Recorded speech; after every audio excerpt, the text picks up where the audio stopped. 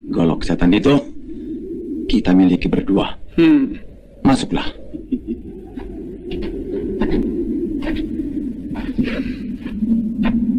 Ya.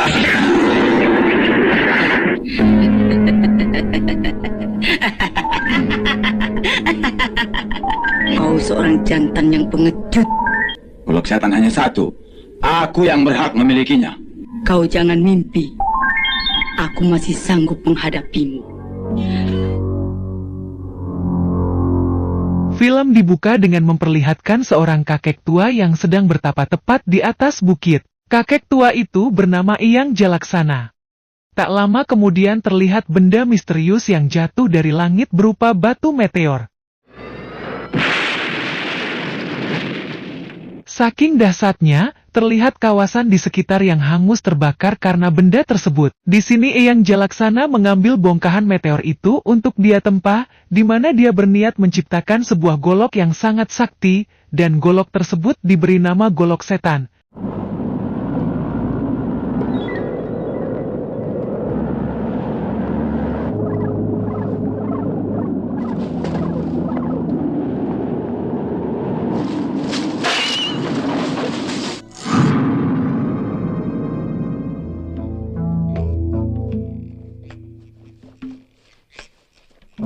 Di sebuah desa terpencil terlihat orang-orang yang ramai seperti akan melakukan acara pernikahan.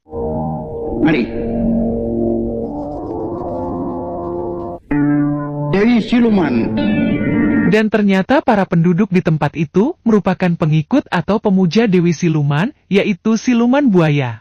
Di mana tetua desa saat ini sedang mengadakan ritual persembahan seorang pemuda yang masih perjaka untuk dijadikan budak siluman buaya. Dan hal ini wajib dilakukan setiap tahun oleh kampung-kampung yang masih menjadi wilayah dari Sang Ratu Buaya.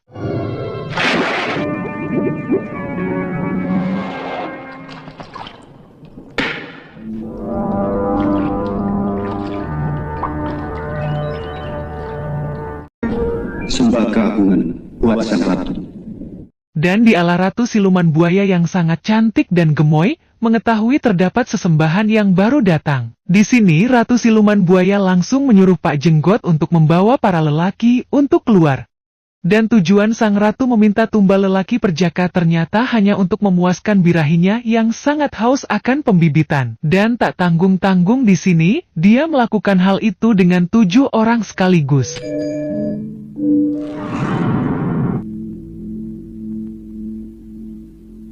Di sebuah desa bernama Kertopati terlihat telah berlangsungnya sebuah acara perkawinan dari anak tetua kampung bernama Sanjaya dan Pitaloka. Banyu Jaga, bangkitlah, bangkitlah Banyu Jaga. Bersamaan dengan hal itu, Ratu Siluman memanggil seorang pendekar yang sedang bertapa. Pendekar tersebut bernama Banyu Jaga. Di sini Ratu Siluman memerintahkan Banyu Jaga untuk mencuri seorang pemuda desa yang akan menikah. Tanpa berlama-lama Banyu Jaga langsung menuruti perintah tersebut.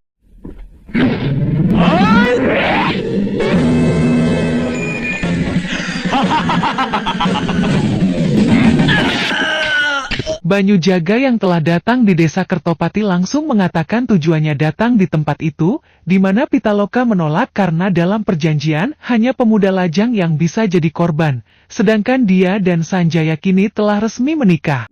Perkawinan ini tidak sah karena tidak selesai upacaranya.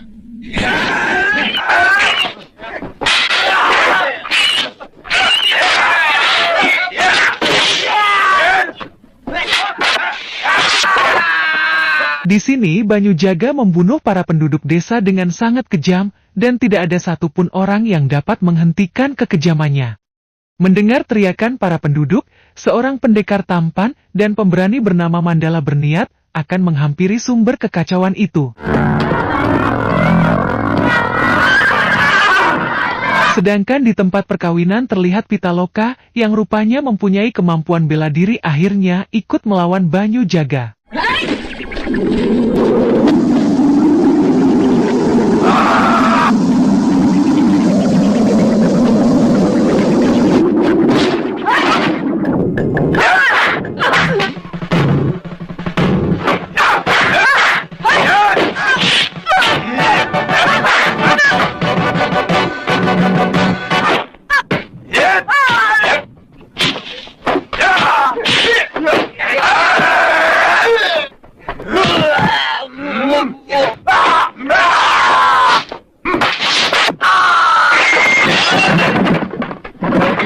Melihat putri dan anak buahnya tidak mampu menghadapi Banyu Jaga, pada akhirnya tetua desa turun tangan. Namun sayang dia harus tewas mengenaskan dengan sabit milik Banyu Jaga.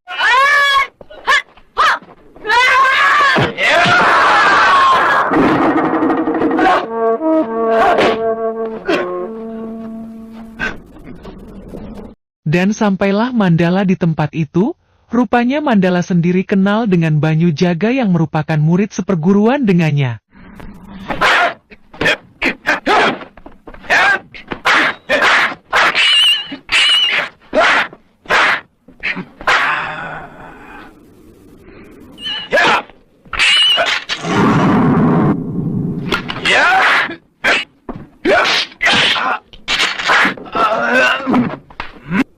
Melihat kemampuan Mandala lebih tinggi, di sini Banyu Jaga memanggil para prajurit dari golongan siluman untuk mengeroyok Mandala, dan saat Mandala sibuk melawan para siluman, Banyu Jaga mengambil kesempatan itu untuk membawa Sanjaya pergi.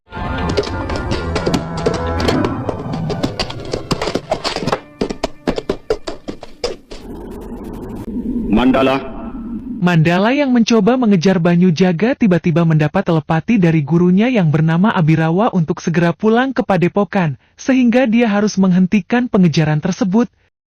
Sementara itu Banyu Jaga yang telah sampai di Istana Ratu Siluman bersama Sanjaya. Di sini Sanjaya langsung disihir oleh Ratu Siluman agar mau menjadi alat pembibitan. Di sisi lain terlihat Mandala telah sampai di Padepokan, dia terkejut melihat gurunya tergeletak di tanah, di mana kakinya tak mampu berjalan karena terkena serangan dari racun ular merah. Karena tak ingin gurunya mati, maka Mandala berusaha mencari obat untuk menyembuhkan gurunya, di mana dia pergi ke Gua Jamur Abadi untuk mengambilnya.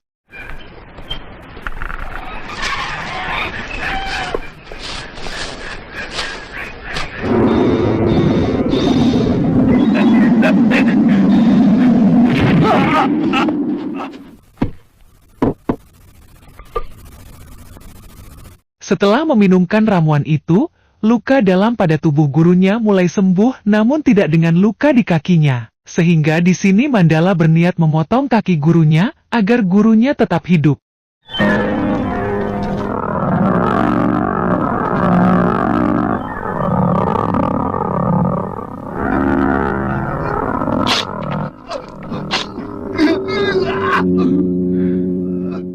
Ki Abirawa menceritakan bahwa kedua kakinya terluka karena dia diserang oleh 4 pendekar, dan salah satu dari pendekar itu ternyata adalah muridnya sendiri, yaitu Banyu Jaga. Di mana mereka datang karena menginginkan peta tempat di mana golok setan disimpan. Diketahui bahwa Eyang Guru yaitu Eyang Jalaksana telah berhasil menciptakan jurus Dewa Pedang yang sangat luar biasa, sekaligus menciptakan golok setan. Di mana jika golok itu sampai jatuh di tangan pendekar golongan hitam, maka akan terjadi malapetaka di dunia persilatan. Pada akhirnya sang guru memberikan kitab Dewa Pedang dan peta golok setan kepada Mandala. Dan dia berpesan agar jangan sampai golok setan jatuh ke tangan golongan hitam. Keesokan harinya Mandala akan pergi ke tempat di mana golok setan disimpan. Di tengah perjalanan Mandala tanpa sengaja bertemu dengan Pitaloka yang terus mencari calon suaminya. Karena Mandala berniat membantu Pitaloka untuk balas dendam dan mencari Sanjaya, maka Pitaloka pun ikut pergi dengan Mandala. Tapi sebelum Mandala ke tempat Ratu Siluman terlebih dahulu, dia pergi ke Bukit Dewa Pedang untuk mengambil golok setan.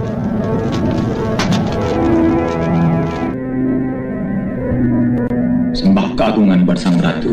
Di sisi lain Ratu Siluman Buaya ternyata juga mengincar golok setan, di mana dia kembali mengutus Banyu Jaga untuk mengambilnya di Bukit Dewa Pedang. Hal itu dia ketahui dari kerikil benggala yang dia miliki. Dan sebelum Banyu Jaga pergi, sang ratu memberikannya vitamin, agar Banyu Jaga mendapat semangat lebih saat menghadapi musuh-musuhnya nanti.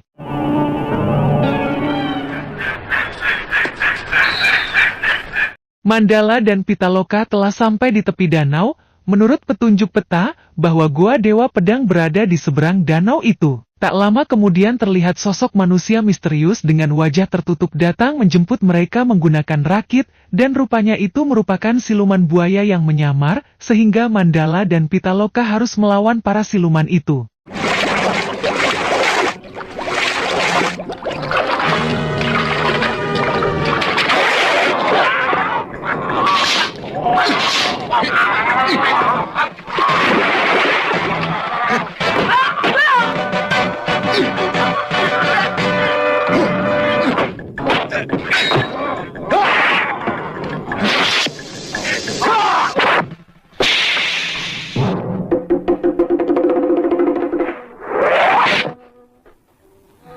Tepat di depan pintu goa, rupanya para pendekar aliran hitam telah sampai di sana terlebih dahulu. Nenek tua ini dijuluki Cambuk Seribu, sedangkan pria gundul ini dijuluki Gelang-gelang Terbang. Tak lama kemudian datang dua pendekar lain di tempat itu, sehingga mereka harus menjadi korban dari nenek tua dan kepala botak ini.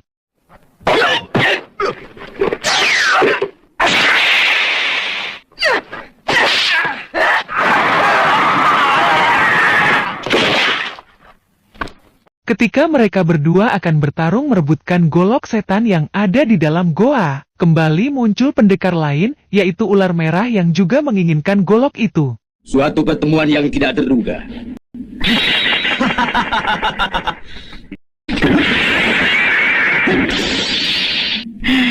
Mainan bocah cilik. Kubur sudah aku sediakan untuk kalian berdua. Saat adu bacot itu terjadi, kembali muncul Banyu Jaga yang ikut gabung, sehingga pertemuan empat pendekar sakti ini semakin seru. Di sini gelang-gelang terbang memberi solusi untuk saling menunjukkan kekuatan mereka, siapapun yang hidup berhak memiliki golok setan, dan hal itu membuat mereka berempat saling serang. Betul yang dikatakan gelang-gelang terbang. Adu kekuatan.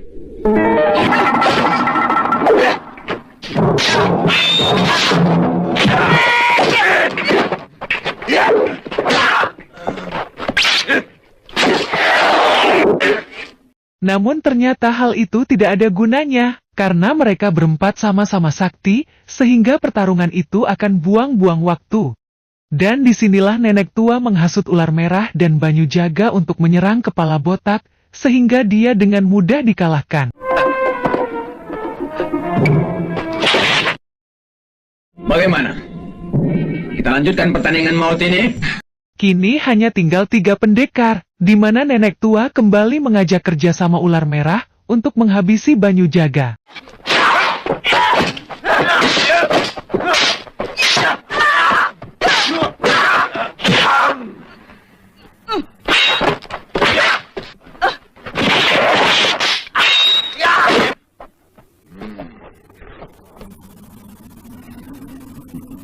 Saat pertarungan sengit itu terjadi, tiba-tiba nenek tua berkhianat dan menghabisi ular merah dari belakang, sehingga dia tewas di lubang yang dia buat sendiri. Nenek paling busuk. Tidak. Kau jantan yang bodoh.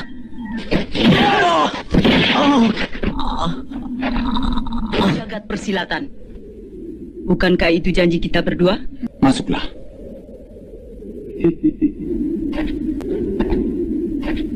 Kini hanya tinggal 2 pendekar, dan pertarungan mereka belum berakhir, di mana Banyu Jaga menebas tubuh Cambuk Seribu hingga terputus, namun ternyata nenek tua ini memiliki ilmu rawa rontek sehingga dia masih tetap hidup.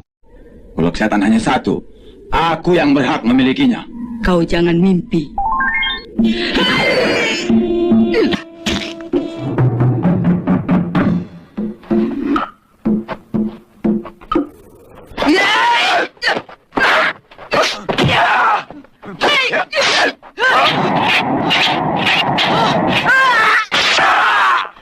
Kali ini kepalanya yang terpotong, dan Banyu Jaga langsung menendang bongkahan batu yang ada di depannya untuk mengurung kepala nenek tua itu di sela bebatuan.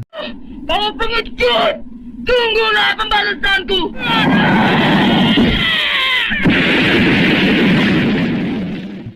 Terlihat kini Banyu Jaga telah masuk ke dalam goa, bersamaan dengan Mandala yang kini telah sampai, dia berpesan kepada Pitaloka untuk menunggunya di luar. Banyu Jaga yang tidak memiliki peta petunjuk akhirnya keluar goa, dan bersembunyi di atas bebatuan untuk menunggu Mandala keluar membawa golok setan.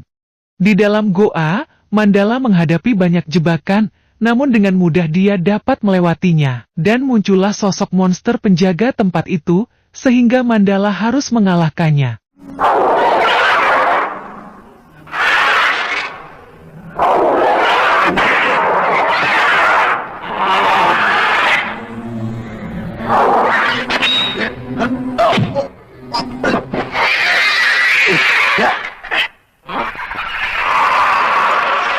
Pada akhirnya Mandala berhasil mengambil golok itu, dan segera keluar dari goa yang hampir runtuh.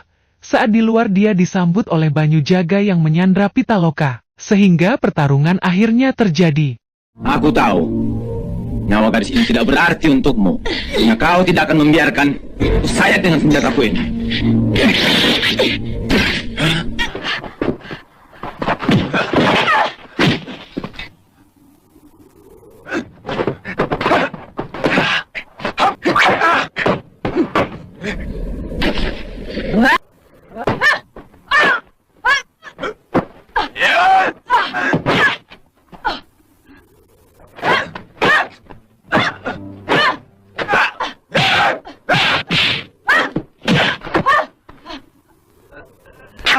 Pitaloka yang sangat berambisi balas dendam kepada Banyu-Jaga akhirnya dihentikan oleh Mandala, karena Banyu-Jaga bukanlah lawannya, oleh sebab itulah Mandala yang akan menghadapinya.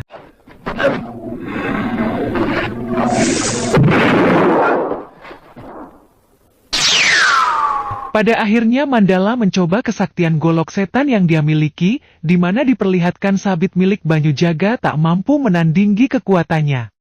Banyu-Jaga yang menyadari tak mampu mengalahkan Mandala akhirnya kabur meninggalkan arena pertempuran. Di istana siluman buaya, sang ratu sangat murka dengan kekalahan pengikutnya, sehingga Banyu-Jaga harus menjadi korban dari ratu siluman buaya. Mohon hamba diberi kesempatan sekali lagi. Tidak.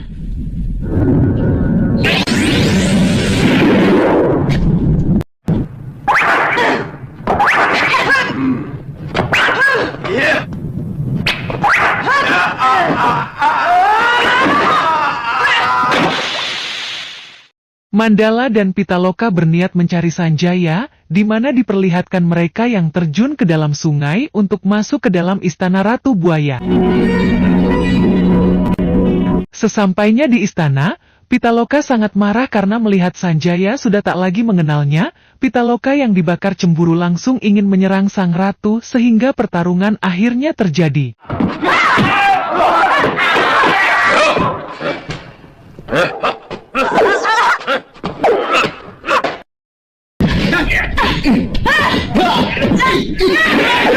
Mandala yang menatap tajam mata sang ratu pada akhirnya harus terkena ilmu pengendali sukma, sehingga dia menjadi patuh dan pasrah atas semua kehendak Ratu Buaya. Ratu yang melihat pemuda tampan gagah dan pemberani, langsung mengajaknya melakukan pembibitan. Bersamaan dengan hal itu terlihat lelaki tua, yaitu Eyang Jalaksana yang mendatangi Abirawa untuk memberitahukan kabar buruk, jika saat ini Mandala dan golok setan dalam bahaya. Di mana dia menyuruh Abirawa untuk melakukan telepati, guna menyembuhkan Mandala yang kini tengah kena sihir dari Ratu Siluman.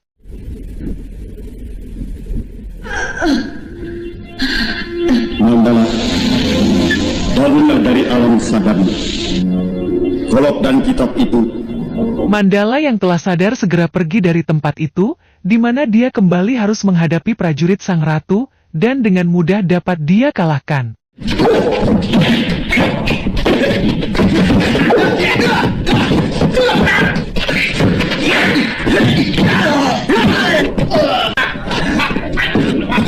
Di sini Mandala membebaskan Pitaloka yang menjadi tawanan, dan Mandala harus berhadapan dengan Pak Jenggot. Benar laki-laki pengecut.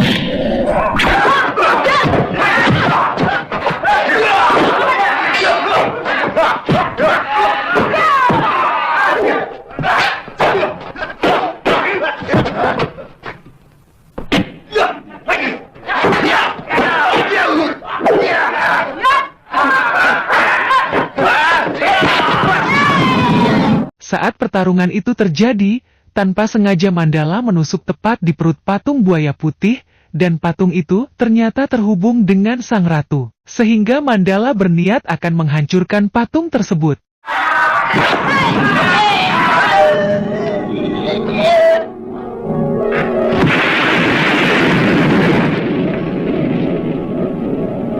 Dan inilah sosok siluman buaya yang sebenarnya, di mana terlihat wajahnya yang sangat keriput, karena umurnya sudah ratusan tahun.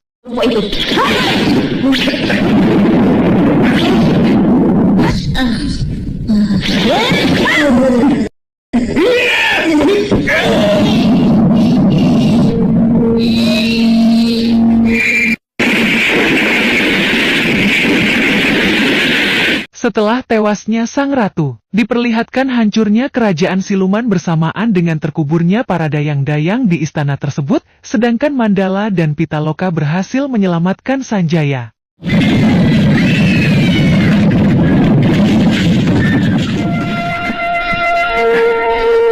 Berbahagialah.